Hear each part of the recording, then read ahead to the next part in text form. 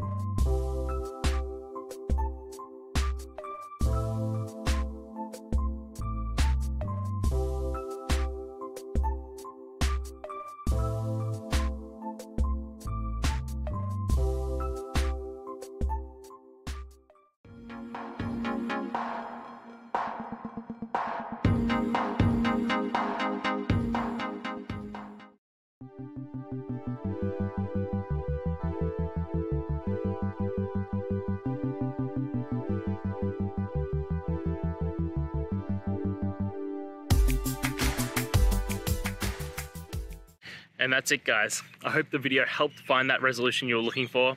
And, if it did, please, I'd appreciate it if you could hit subscribe. Until next time, guys, that you need more technical help, I hope you have a good one. Cheers.